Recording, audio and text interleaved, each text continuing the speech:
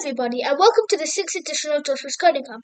Today I'm going to take you through an interesting topic, which you will have to have watched my data types video to understand. So without any further ado, let's dive in. Let me just start with the preview of today's session. This is the 6th tutorial, and today's tutorial is going to be all on string functions. Remember when I was talking to you about while loops, we will be integrating string functions into while loops and how they can be used together. I will be explaining what are string functions and the purpose of using them. Then after that, I will give a quick briefing on what we will be doing in the next class.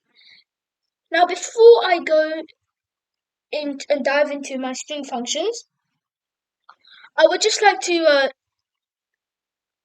remind you about comments that we used last week or the last tutorial. Sorry, no, that's not what I meant to do. Delete that. Open this file.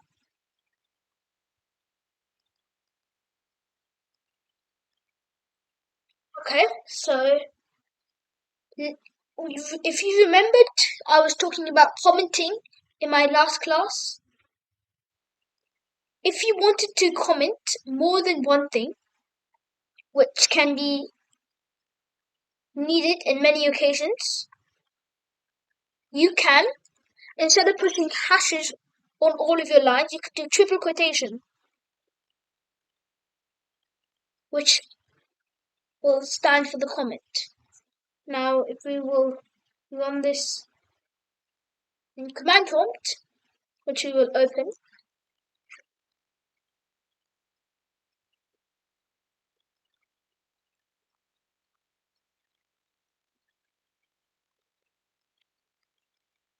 this will still work.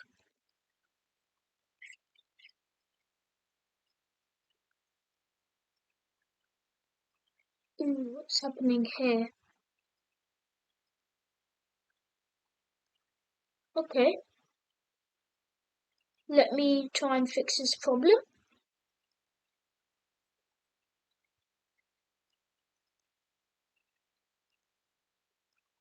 So what's happening is this is an invalid syntax because whenever we're commenting like this, the start of the triple quotation has to be on a new line. Now this should work. Now it works. So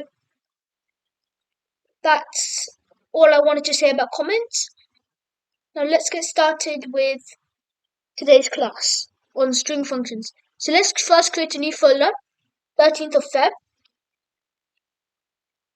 or whatever date you're watching this tutorial, and then let's open this. Let's create a new create a new file here, text document, and let's write str, which stands for string, functions, which stands for functions, .py. Yes. Okay, so let's open with Notepad. String function. So what is exactly a string function? Well, if you watch my video on data types, you would know that a string is a type of data type, and string is basically anything that's inside the two double quotations, which in this case, hello is the string. I like to imagine it as whatever's inside the string, we are converting it into the language we speak, and it's much more useful as a data type and is commonly used. One of the most common used data types, actually. And this is strings are actually one of the data types that humans that are new to coding can understand if they first look at the code, as it will be written in the normal language we speak in. So, okay, enough about strings. What are string functions? Basically, hello. We want to change hello. We want to get only a few values from hello. String functions will help take bits of hello, take a part of hello, and they can do really cool things with one string. For example, let's say we're going to store hello in a variable called string, and we want to print only the H of the hello. Now you could just print H. What's the fun in that? What if we needed to take an input and return the first character of the string? That wouldn't work, so we would have to do this. String 0. There. Now what's 0, you say? Well, let's go comment this line and I'll explain. 0 is the index number for 8. Each of the characters in a string hold the index number. The character H holds index number 0. The character E holds index number 1. The character L holds index number 2, so on and so forth. Index numbers start from the number 0 and advance up in ones. So, if you want to take L, let's say, well, L is the second character, so you would print 2. And L would be returned. So let's try it with 0, and let's see what happens. Come on, Tom.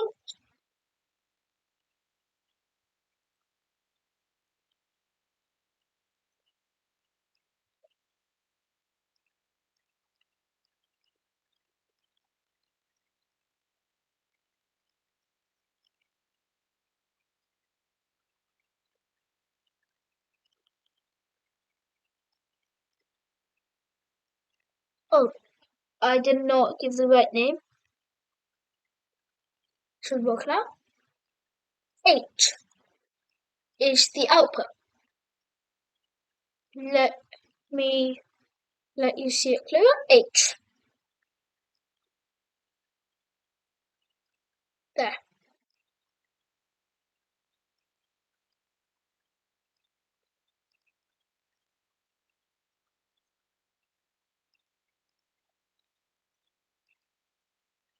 Remember, Python interpreter does not check this line because it's commented.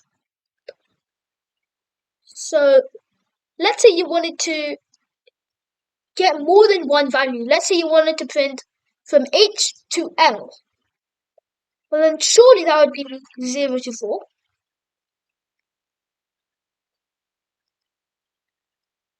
Right?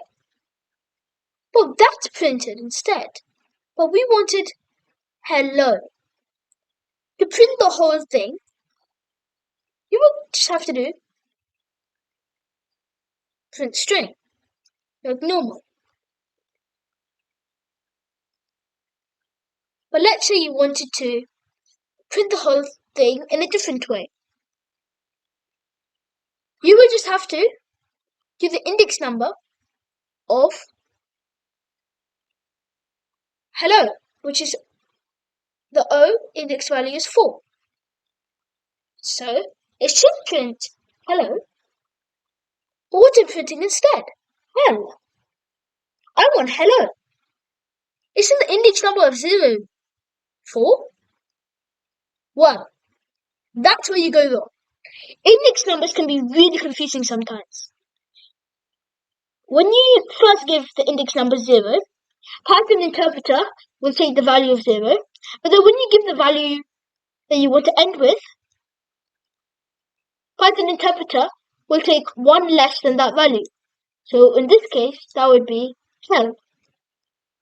But if you wanted to print hello, you need to do 1 more than all of the characters in the string, which would be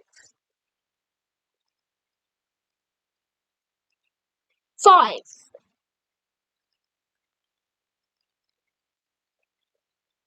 Ta-da! Now it should work. Hello!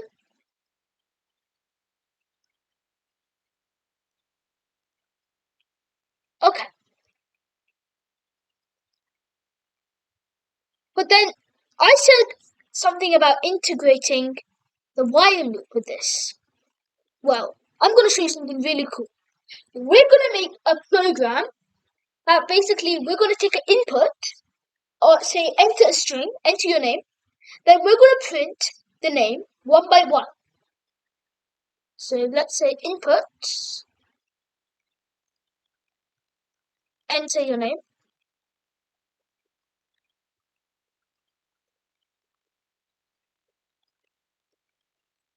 And then we want to do I, we're taking the value of I, which is index, remember that. 1, sorry, 0, let's say, while before I rush to this, if I want to print out every single value of the string, we will need to use index numbers, yes. But then we also need to know how long the string is going to be.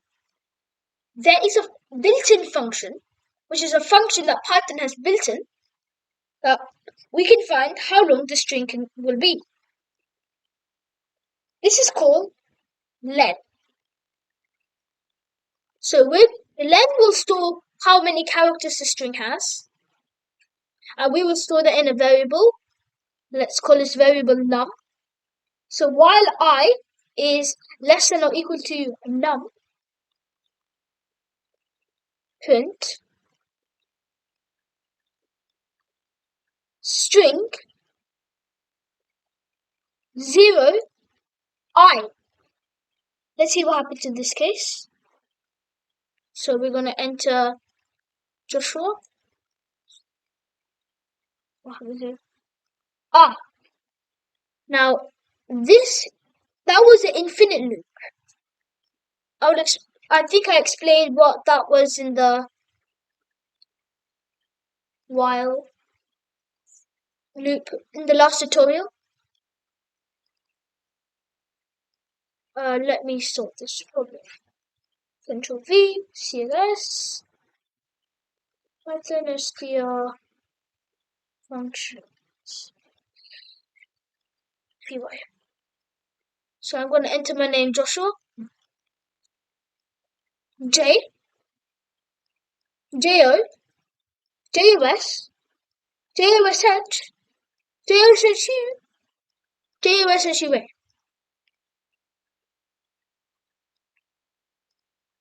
What's happening here? So first, let's print num. I want to show you that this built-in function works.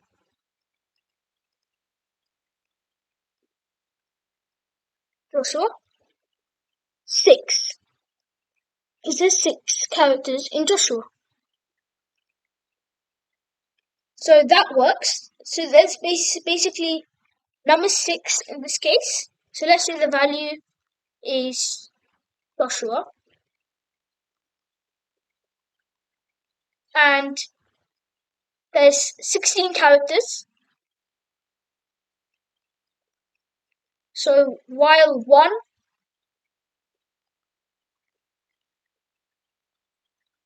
is less than or equal to 16. Okay? So 1 is less than or equal to 16.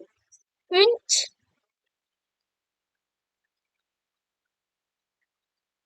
the string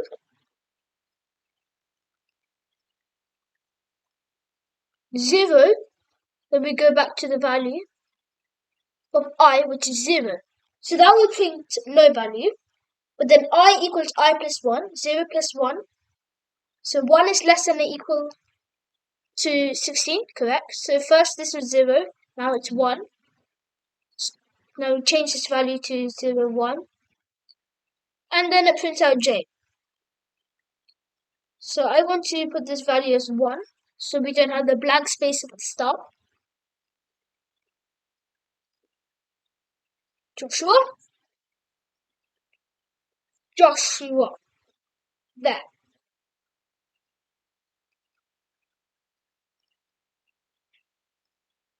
So that is the pyramid of your name. You can put any name.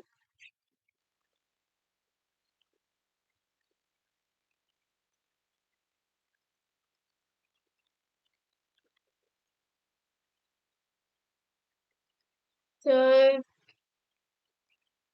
this is string functions. Now, before I end today's session, I would like to show you a very useful website, W3 Schools. W3 Schools are really good for Python, and they the built-in functions I was talking about. They have listed all of the built-in functions for Python here. If you click on it, you can see the example, and you can even try it yourself. So this is a really good website. I use it quite a lot, and now this is all of the built-in functions that you can use and that you can test out for strings. Just don't do the ones that you don't understand. Now let's see if we can find len here. Len is a built-in function, it should be here. L lower can't find len. C it's listed in alphabetical order. Lower L strip. Len's not here. Well, they might not name everything, but they do name the important ones. So there's some ones that talk about ASCII characters. Just don't, like this one, ASCII, don't go into them.